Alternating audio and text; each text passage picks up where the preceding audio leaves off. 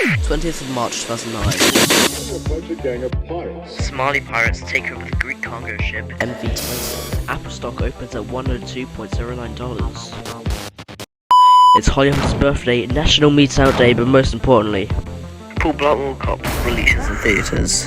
And this is why you can't spell Blart without art. It's review time.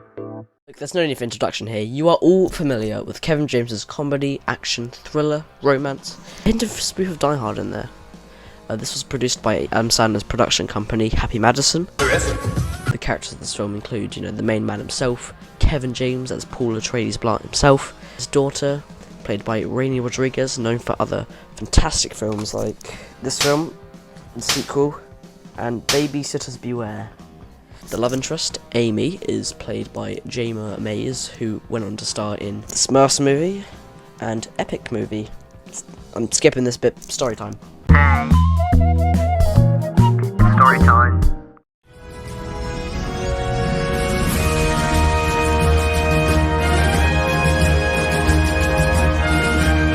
So this movie starts with Paul Blart completing the final course to be a real-ass police officer. He completes all the challenges to perfection. I mean, just look at that man flip. But disaster strikes when his hyperglycemia kicks in and he passes out right at the finish line.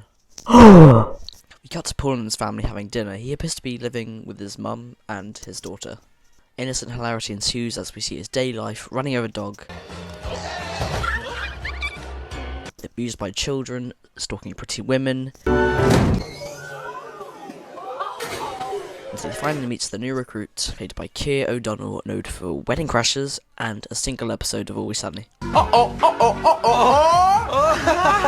When showing him around, he tries to give an old man a parking ticket.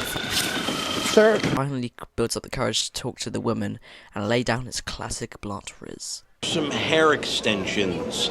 Need a little more volume up top. Do you do men? You do men hair? Do you do men hair? Blah blah blah. He physically attacks a woman in a bra shop. And gets another woman with Amy and drives her back to her car, then receives a number. 01. Later that evening, Paul attends a gathering of all the more people. He gets insanely drunk, harasses Amy, and then... I believe in magic! Yeah. So Thanksgiving, he's depressed. He has no matches on the early 2000s dating site.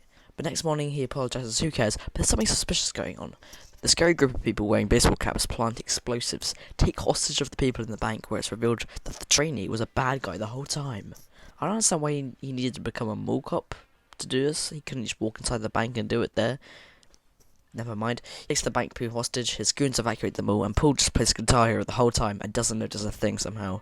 And I respect the hell out of that, because this sequence is literally amazing. He then again talks to Pahood, who I haven't mentioned, and is the second greatest character ever in fiction ever created.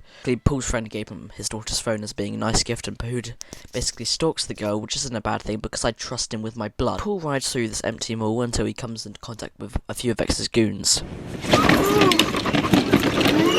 The goons find him again, has only options to hide, so he runs through an air vent, tries to stay quiet, but he just keeps farting. Oh, you silly boy. So topples over a woman and nearly crushes her. The SWAT team arrives. Cool. So what about Paul? He goes back to the bank to report to the police, but oh no, he gets caught! So he needs to hide in a tanning studio. The goon presses the button and topples him, crushes him alive with a metal hot tanning bed station. He chases another one down to the roof and suplexes him through a glass floor, shattering his face and flattening him with a Segway.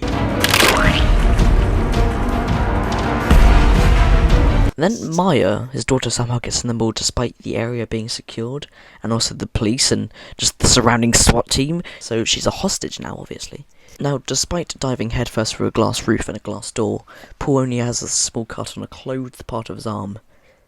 This man is a juggernaut. Paul starts putting together a new outfit and a new plan. He goes onto the intercom and talks his shit, but, oh no, the blood sugar. He now must commit the ultimate sin, eating a lollipop off the floor. There's about 5 goons running directly for him, including the lead man, and where does that get him? The Rainforest Cafe. He steals one man's kidneys, breaks another man's spine, and gives another man testicular torsion using a hydro-powered air canister. Scuba dooby doo.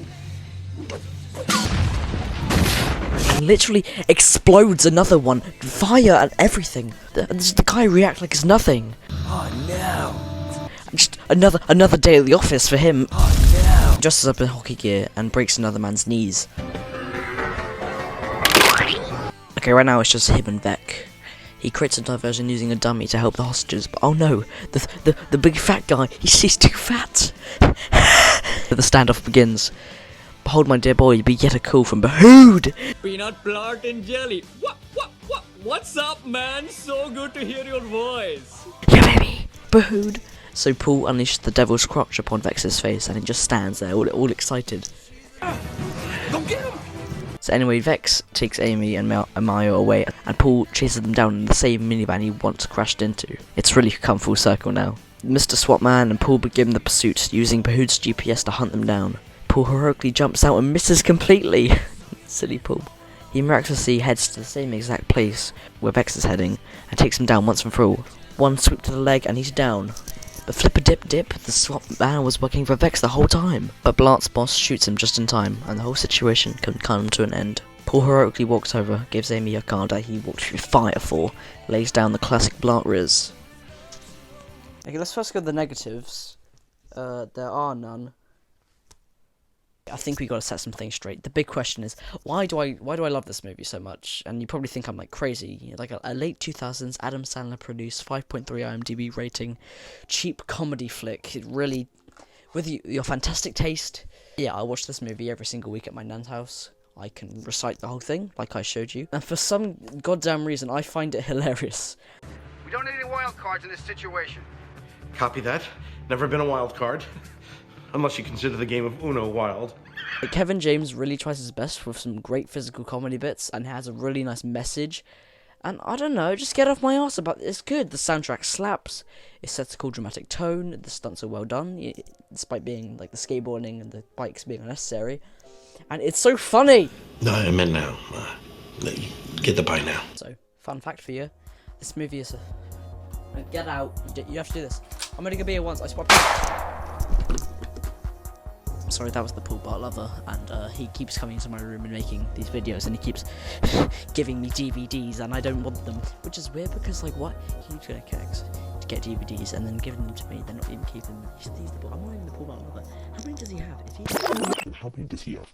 Say goodbye, never gonna tell a lie, and hurt you.